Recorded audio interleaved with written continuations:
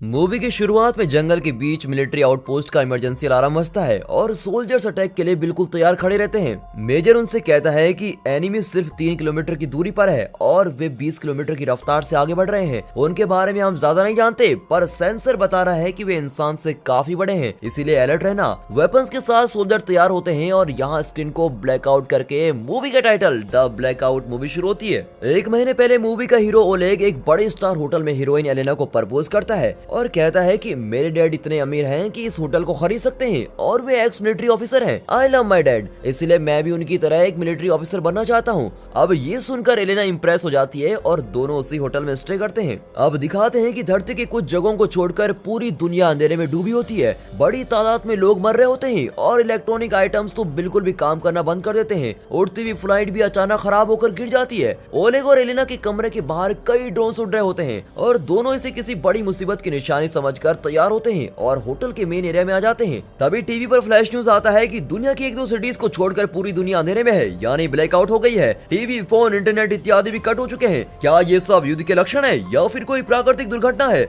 इसका पता लगाने के लिए मिलिट्री ने ब्लैकआउट एरिया में ड्रोन्स भेजे हैं। ड्रोन्स के लौटने तक लोगों से निवेदन है कि वे घबराएं नहीं। बहुत देर के बाद ड्रोन्स के न लौटने से मेजर कुछ सोल्जर्स को लेकर हेलीकॉप्टर में ब्लैकआउट एरिया पहुंचता है। अब उनके साथ सेकंड हीरोइन ओलिया भी आती है, जो एक जर्नलिस्ट है। हेलीकॉप्टर से वे देखते हैं कि नीचे लाइट्स बुझकर वहां अंधेरा हो गया है और ब्लैकआउट एरिया के एंट्रेंस पर हेलीकॉप्टर को पार करके सब उस एरिया के मॉल के अंदर जाते हैं और इमरजेंसी लाइट को फिक्स करते हैं। तब वे देखते हैं कि मॉल के अंदर हर तरफ लोगों की लाशें पड़ी होती हैं। फिश टैंक की मछलियां, बाहर खेलते हुए बच्चे, ड्राइवर, सब के सब वहीं के वहीं मरे पड़े होते हैं। ये सब देखकर वे चौंक जाते हैं। वे सोचते हैं कि पावर कट के टाइम पर ही इन लोगों की मौत हुई होगी और ये सोचकर वे पास की एक बिल्डिंग को चेक करते हैं। एक बिल्डिंग के टॉप फ्लोर के फ्लैट में खाना रखा होता है। ये देखकर ओलिया कहती है कि ये 1 घंटे पहले ही तैयार किया गया होगा और उस हिसाब से घर के लोगों की लाशें यहीं होंगी। तभी एक सोल्जर एक कमरे में जाकर देखता है। अचानक उसे कुछ अटैक करता है। उसकी आवाज को सुनकर सब कमरे में जाते हैं तो देखते हैं कि कोई खिड़की से कूदकर बाहर भाग रहा है। वे उसे शूट करने लगते हैं, लेकिन वो तूफान की तेजी से बच निकलता है।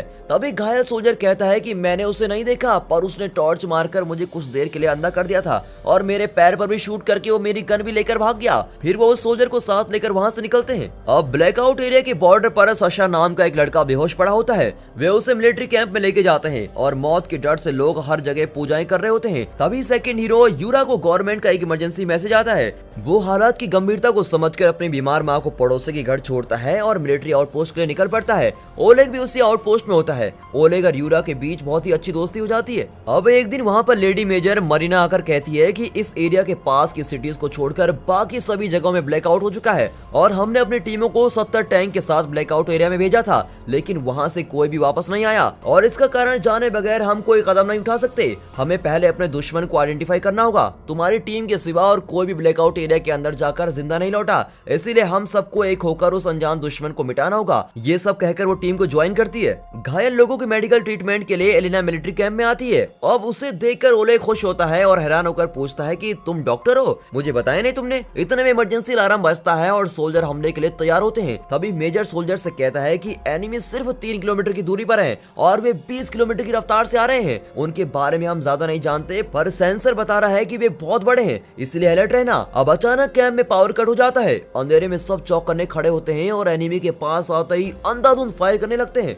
अगले दिन ओलेग आंखें खोलकर देखता है तो उसका सर एक बड़े भालू के मुंह के अंदर है। शायद ओलेग को खाते वक्त ही भालू मर गया था। अब वे भालू को क्रेन से उठाते हैं और ओलेग को स्ट्रेचर में लेके जाते हैं। फिर जूम आउट करके कैंप के बाहर दिखाते हैं कि भालुओं का एक बहुत बड़ा झुंड मरा पड़ा है। एलेना ओलेग का ट्रीटमेंट करती है और कुछ उनकी थोड़ी रोमांटिक बातें भी चल रही होती हैं। फिर एलेना वहां से चली जाती है। अब मरीना और मेजर डिस्कस करते हैं कि भालुओं का इतना बड़ा झुंड वहां आया कैसे। ये माइंड कंट्रोल करने वाली बात लगती है। इसके पीछे कौन है ये पता लगाना ही होगा। इतने में सशा सपने में किसी को देखकर चिल्लाता है और आंखें खोल पर उसके आगे एक आदमी होता है जो कहता है मेरा नाम ज़ेनिया है और मुझे इड ने तुम्हारे पास भेजा है। पहली वेव में दुनिया की सारी इलेक्ट्रॉनिक चीजें खराब हो गई थी और दूसरी वेव में सारे जीव जंतुओं ने खुद को खत्म कर लिया और अब इस तीसरी वेव में बाकी बचे जीवों को हथियार बना दिया गया है जिससे वे एक दूसरे को मार गिराएंगे। ये सब एक आदमी माइंड कंट्रोल के जरिए कर रहा है। सिर्फ तुम उसके बारे में बताकर तीसरी वेव को रोक सकते हो। तुम्हें इड की मदद करनी होगी। ये सुनकर सशा चिल्लाने लगता है और सोल्जर अंदर आ जाते हैं। वो सोल्जर से कहता है कि इसे अंदर क्यों भेजा, न जाने ये कौन है और क्या बकवास कर रहा है, मुझे बहुत डर लग रहा है। सोल्जर एक दूसरे को ताकते हैं और पूछते हैं तुम किसकी बात कर रहे हो, यहाँ तो कोई भी नहीं है। अब अब सशा चौंक कर ज़ेनिया को देखता है। तब ज़ेनिया कहता है कि मैं हॉस्पिटल के अंदर नहीं, तुम्हारे माइंड के अंदर आया हूँ। अटैक के टाइम पर तुम ब्लैकआउट एरिया के बॉर्डर क्रॉस कर चुके थे और इसीलिए जिंदा बच गए। तुम इट से मिलने के लिए तैयार है ना? और ये कहकर ज़ेनिया गायब हो जाता है। फिर डॉक्टर सशा को चेक करके कहता है कि ये सिर्फ तो तुम्हारा वहम था। फिर मेजर और कुछ सोल्जर सच्चाई का पता लगाने के लिए दिन के वक्त ब्लैकआउट एरिया में जाने का फैसला करते हैं और इसी बीच यूरा और ओलिया के बीच केमिस्ट्री शुरू हो जाती है। वे देखते हैं कि रास्ते में उनके बहे हुए टैंकर्स डैमेज हालत में पड़े होते हैं, उनमें से वेपन्स भी गायब होते हैं। मेजर एक गाड़ी पर चढ़कर देखता है तो पता चलता है कि सिटी की कई बिल्डिंग्स ट्विन टावर्स की तरह गिरी पड़ी होती हैं और ये देखकर तो मेजर चौंक ही जाता है। टीवी पर न्यूज चल रहा होता है कि तीसरी वेव शुरू हो चुकी है और लोगों से निवेदन है कि सभी सावधानी बरतें। ये सब सुनकर लोगों को लगता है कि दुनिया जल्दी खत्म होने वाली है और हर कोई अलग ही तरीके से रिएक्ट करने लगता है। इसके बाद सिटी में क्राइम रेट भी और बढ़ जाता है और गवर्नमेंट दुश्मन का और उसके मकसद का पता लगाने के लिए एक स्पेशल ऑपरेशन शुरू करती है। इसके तहत सोल्जर्स की कई टीमें ब्लैकआउट एरिया में अलग अलग दिशाओं में जाकर चेक करती हैं। लवर्स की भावनाओं को समझकर मूवी के डायरेक्टर ने यूरा और ओलिया को एक ही टीम में डाला होता है और इसी दौरान दोनों के बीच की केमिस्ट्री और भी बढ़ रही होती है। दूसरी और ओले की टीम का एक सोल्जर घायल हो जाता है, उसे ट्रीट करने एलेना आती है और ओले की टीम को ज्वाइन करती है।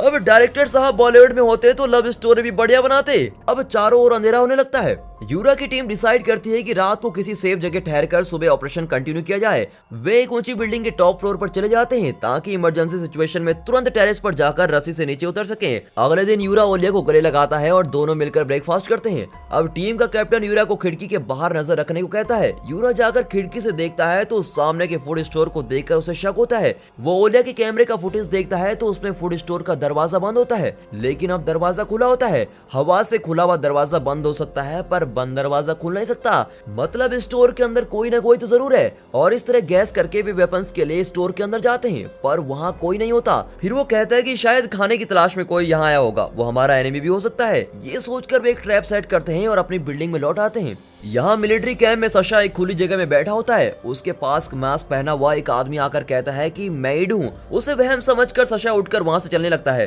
तभी ईड कहता है कि टाइम बहुत कम है, तुम्हारी मदद से ही मैं तीसरी वेव को रोक सकता हूँ। और ये कहकर वो अपना मास्क हटाता है। उसका डरावना और अजीब सा चेहरा देखकर सशा चौंक जाता है। तभी मरीना और कुछ सोल्जर्स गन लेकर वहाँ आते हैं और ईड से पूछते हैं कि तुम कौन हो और अंदर कैसे आए। तब सशा रियलाइज करता है कि ये वहम नहीं बल्कि सच है और अचानक सोल्जर्स अपनी गन मरीना पर पॉइंट करते हैं। अब कंफ्यूजन में मरीना कहती है कि तुम पागल हो गए क्या, मुझे नहीं उसे शूट करो।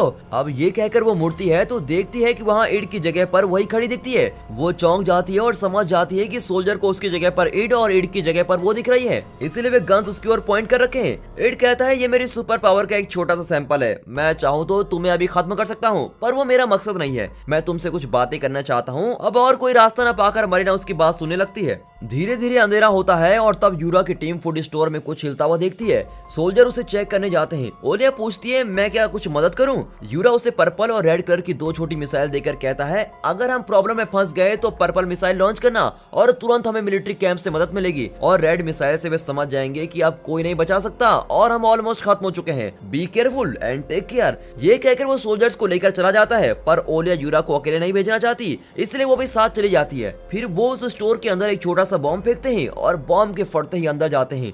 वहाँ एक टीनेज का लड़का घायल होता है और इन्हें अपनी गलती का एहसास होते ही वे उस लड़के को अपनी बिल्डिंग में लेकर ट्रीटमेंट करते हैं। यहाँ मरीना ईड से पूछती है तुम कौन हो? इंसान जैसे तो तुम लगते नहीं। ईड कहता है मैं दूसरे सोलर सिस्टम का एलियन हूँ और 2 लाख साल ट्रेवल करने के बाद यहाँ पर पहुँचा हूँ। मेरा प्लेनेट जल्द ही खत्म होने वाला है और वहाँ के लोगों को एक नए प्लेनेट की जरूरत है। हमारा और धरती के लोगों का डीएनए लगभग सेम है, इसीलिए हमने धरती को अपना प्लेनेट चुना है और यहाँ के सभी जीव जंतुओं को मिटाकर धरती पर कब्जा करना ही हमारा प्लान है। 1 महीने पहले मैंने एक रेडिएशन भेजकर धरती में ब्लैकआउट किया था, लेकिन कुछ जगहों पर उस वक्त चांदनी थी और वहाँ मेरा रेडिएशन काम नहीं किया, इसीलिए तुम लोग बच गए। मैंने सोचा था कि अकेले मैं ही अपने प्लेनेट से यहाँ पर आया हूँ, लेकिन मुझे पता चला है कि मेरे प्लेनेट से रा नाम का एक एलियन भी यहाँ पर आया है और उसी ने यहाँ के जीव जंतुओं का माइंड कंट्रोल किया है और उन्हें अपना गुलाम बना रखा है। और 1 ही महीने में उसने आपकी सारी वेपन्स चुराकर तीसरी वेव शुरू कर दी है। सिर्फ सशा ने उसको देखा है और उसकी मदद से रा को खत्म करके तीसरी वेव को रोक सकते हैं। मैं तुम लोगों को नहीं मानना चाहता और मुझे अपना दोस्त समझो, लेकिन मेरे प्लेनेट से लाखों एलियंस धरती पर आने वाले हैं और आप लोगों की सेफ्टी के लिए रा को खत्म करना होगा। मरीना पूछती है चलो मान लिया कि तुम 2 लाख साल ट्रेवल करके आए हो, लेकिन क्या तुम्हारे प्लेनेट में कोई मरता नहीं? ईड कहता है कि हमारे प्लेनेट में मौत नाम की कोई चीज नहीं है, पर कोई हमें मार दे वो अलग बात है। हम लोग अपने शरीर के हिस्सों को और सेल्स रिकॉर्ड्स को रिफ्रेश करते रहते हैं। आप लोगों की तरह हमने अपनी जनसंख्या इतनी नहीं बढ़ाई है और हमारी पॉपुलेशन सिर्फ 4 या 5 लाख है। तभी मरीना को एक कॉल आता है जिसमें यूरा की टीम बताती है कि फूड स्टोर से लाया गया वो बच्चा ठीक हो रहा है, पर अचानक उसने कैप्टन का चाकू निकालकर उसको बेरहमी से मार दिया है, इसीलिए हमने उसे शूट कर दिया। अब मरीना रियलाइज करती है कि इड की बात बिल्कुल सच है और वो बहुत घबरा जाती है। फिर वो इड को सशा के पास लेके जाती है। तभी ब्लैकआउट एरिया में कई लोग वेपन्स लेकर आते हैं और सोल्जर्स की सभी टीम को अटैक करते हैं। इस लड़ाई में कई सोल्जर्स मर जाते हैं और मुट्ठी भर सोल्जर बच जाते हैं। इस सिचुएशन में ओलिया पर्पल मिसाइल लॉन्च करती है। फिर ओलिया, यूरा और 2 सोल्जर रस्सी से बिल्डिंग के नीचे पहुंचते हैं और एक सेफ जगह की तलाश करते हैं। पर्पल सिग्नल को देखकर मिलिट्री कैंप का कैप्टन पूछता है कि ये किस टीम का सिग्नल है। इतने में बाकी टीम के सिग्नल भी आने लगते हैं। अब उनमें से 3 रेड मिसाइल के सिग्नल होते हैं। ये देखकर तो कैप्टन टेंशन में आ जाता है। इसी बीच इड सशा का माइंड कंट्रोल करके रा का लोकेशन पता लगाता है। सशा आंखें बंद करके एक बिल्डिंग का स्केच बनाता है जहां रा मौजूद होता है। अब अचानक सशा को लगता है कि रा उसको देख रहा है और वो चौंक कर आंखें खोलता है। तभी वहां ज़ेनिया भी दिखाई देता है। अब इड, मेजर, मरीना, ज़ेनिया और कुछ सोल्जर्स 3 टैंकर लेके वहां से बिल्डिंग की ओर बढ़ते हैं। रास्ते में मरीना रियलाइज करती है कि सशा उनके साथ नहीं आया। तब इड कहता है कि सशा को वहां ले जाना ठीक नहीं है। मरीना गुस्सा होकर टैंकर रुकवा देती है और नीचे उतरकर वापस जाने की जिद करती है। तभी उनके ऊपर से कई मिसाइल जाकर मिलिट्री आउटपोस्ट को ब्लास्ट कर देती है। अब मरीना को और गुस्सा आता है और वो इड पर गन पॉइंट करती है, पर इड कैजुअली कहता है कि अगर सशा हमारे साथ होता तो मिसाइल्स हम पे अटैक करते। जिस तरह सशा के द्वारा हमने रा को देखा है उसी तरह रा ने भी सशा के द्वारा हमको देख लिया है और अब रा सोच रहा होगा कि उसने सशा के साथ मुझे भी खत्म कर लिया है। अब हमें जल्द से जल्द रा का पता लगाना होगा। अगर तुम मेरे प्लेनेट के एलियंस को जीतना चाहते हो तो ये कुर्बानी बहुत जरूरी है। और अब बेबस होकर मरीना और सोल्जर्स अपना सफर कंटिन्यू करते हैं। यूरा, ओलिया और 2 सोल्जर एक बिल्डिंग के सामने से गुजरते हैं तो एक फैमिली बैठी होती है। यूरा की टीम उन्हें शूट कर देती है। उस फैमिली की एक औरत को गोली लग जाती है और वो चीखने लगती है। ओलिया उसे कैमरे में रिकॉर्ड करती है। यूरा ओलिया को रोक कर एक को लेके जाता है। ओलिया कहती है कि हमें उस औरत की जान बचानी चाहिए थी। यूरा कहता है, फूड स्टोर के लड़के को तुम भूल गई क्या? वो भी तो नॉर्मल सा दिख रहा था, पर अचानक उसने कैप्टन का खून कर दिया। ये लोग भी नॉर्मल दिखते हैं पर असल में नॉर्मल नहीं है। उनकी बातों के बीच उन्हें कुछ लोग अटैक करते हैं जिसमें बाकी सोल्जर्स मर जाते हैं। यूरा और ओलिया बचकर ओलेग की टीम के पास जाकर पहुंच जाते हैं। वहाँ ओलेग, एलिना और कुछ सोल्जर्स जिंदा बचे होते हैं। तभी वहाँ मेजर को आते देख वे थोड़ा रिलैक्स हो जाते हैं कि चलो मेजर हमारी मदद के लिए तो आए। मेजर बताता है कि वो मदद के लिए नहीं बल्कि रा नाम के एलियन को खत्म करने के लिए निकला है। हमारा मिलिट्री आउटपोस्ट पूरी तरह मिट चुका है और अब हमारे पास जाने की कोई जगह नहीं है, इसलिए उस रा को ढूंढकर उसको मार डालना ही सही होगा। हमारे पास और कोई रास्ता बचा भी नहीं है। ये कहकर वो सबको उस बिल्डिंग की ओर लेके जाता है। वे उस बिल्डिंग के पास पहुंचते हैं तो कई लोग वेपन्स के साथ अटैक करने के लिए तैयार खड़े होते हैं। इतने में बिल्डिंग से एक आदमी उनके टैंकर पर कूदता है और टैंकर फट जाता है और अब बिना टाइम वेस्ट किए उन लोगों को अपने बाकी टैंकर्स के नीचे कुचलते हुए बिल्डिंग के पास जाते हैं। लेकिन वो लोग फिर भी अटैक करते हैं और कुछ लोग ऊपर से कूदकर इन्हें अटैक करते हैं। अब उनका दूसरा टैंकर भी फट जाता है। इतने में बचा हुआ एक टैंकर रा की बिल्डिंग में जाकर खड़ा होता है और बिल्डिंग में सभी को शूट करते हुए ओलेग और यूरा की टीम नीचे उतरती है। तब इड, यूरा और एक सोल्जर को लेकर ऊपर चढ़ने लगता है और बाकी लोग एंट्रेंस पर खड़े होकर शूटिंग जारी रखते हैं। ऊपर चढ़ते हुए उन्हें कई लोग अटैक करते हैं और एक सोल्जर्स भी मारा जाता है। यूरा और इड बचकर ऊपर जाते हैं। वहां पहुंचकर इड यूरा को इशारा करता है और यूरा रा को अटैक करने जाता है, पर रा उसे धक्का दे देता है और यूरा टेरेस के एज पर लटक रहा होता है। बिल्डिंग के नीचे हजारों लोग ट्रक्स में आते हैं और गेट तोड़कर अंदर आ रहे होते हैं। वे सब रा को खत्म करना चाहते हैं। ऊपर रा और इड के बीच घमासान लड़ाई चलती है और लड़ाई के बीच इड रा के पेट से एक डिस्क जैसी चीज निकालकर तोड़ता है और तभी यूरा उसके पेट में एक बॉम्ब फिक्स करके दूर भागता है और रा वहीं फटकर मर जाता है और उसके आदमी भी अचानक नीचे गिरकर मरने लगते हैं। इसी बीच ओलेग, एलिना, ओलिया, मरीना और जेनिया टेरेस पे पहुंच जाते हैं। मरीना इड से पूछती है कि आगे क्या करना है। इड कहता है कि तुम सब आने वाले एलियन से लड़ने के लिए तैयार रहो, मैं भगवान की तरह तुम्हारे साथ रहूंगा। ये सुनकर जेनिया चिढ़ जाता है और कहता है, मैंने एक अच्छे दोस्त की तरह तुम्हारे साथ काम किया और तुम्हारी मदद की, पर तुम्हारी बातों से लगता है कि तुम इन्हें नहीं मुझे भी ठग रहे हो। तुम हमें बचाना ही चाहते हो तो 1 महीने पहले ही रा को खत्म कर सकते थे। इड कहता है कि मैं कई साल पहले धरती पर आ चुका था पर यहाँ की पॉपुलेशन को देखकर डर रहा था, लेकिन यहाँ के लोगों को आपस में लड़ता देखकर मैंने ये प्लान बनाया कि इनके माइंड में एक दूसरे के लिए दुश्मनी भर दूंगा और इस तरह तुम लोगों को एक दूसरे से मरवा डालूंगा।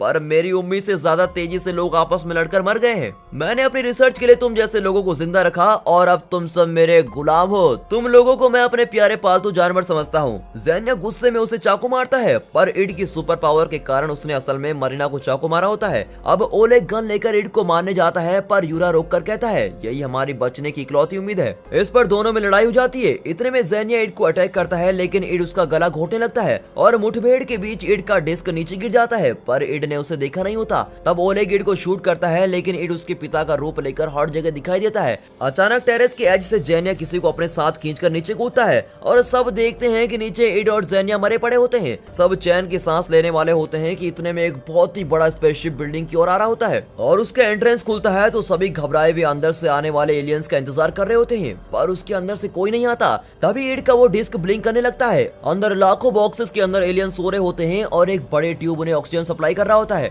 ओलेग के हाथ में डिस्क फिर ब्लिंक करने लगता है और उन बॉक्सेस में लाइट जलने लगती है। उस तरह की डिस्क उन बॉक्सेस में भी होती है। वो एक्चुअली एक टाइमर होता है और उनके स्टार्ट होने का काउंटडाउन शुरू हो जाता है। एलियंस के जागने से पहले उन्हें मार डालने के इरादे से वे ऑक्सीजन ट्यूब को कट कर देते हैं। अब ऑक्सीजन की कमी से एलियन मर जाता है। अब वे फटाफट सारे एलियंस का ऑक्सीजन सप्लाई कट करने लगते हैं और लगभग 98% एलियंस को मार डालते हैं और टाइम बहुत कम होता है और सिर्फ एक ट्यूब बची होती है। इतने में एलेना की गन खाली हो जाती है। फिर वो ओलिया की कुल्हाड़ी से उस ट्यूब को कट करने वाली होती है कि अचानक चौंक कर रुक जाती है। वे देखते हैं कि उन बॉक्सेस में एलियंस के बच्चे होते हैं। ठीक उसी वक्त टाइम खत्म होता है और वहाँ की कुछ बॉक्सेस के अंदर से एलियंस के बच्चे बाहर आते हैं। अब वे इन्हें देखकर घबराते हैं। तभी ये लोग अपने हथियार फेंक देते हैं और करुणा भरी नजरों से एलियंस के बच्चों को देखते हैं और इसी के साथ ये मूवी यहाँ पर खत्म होती है।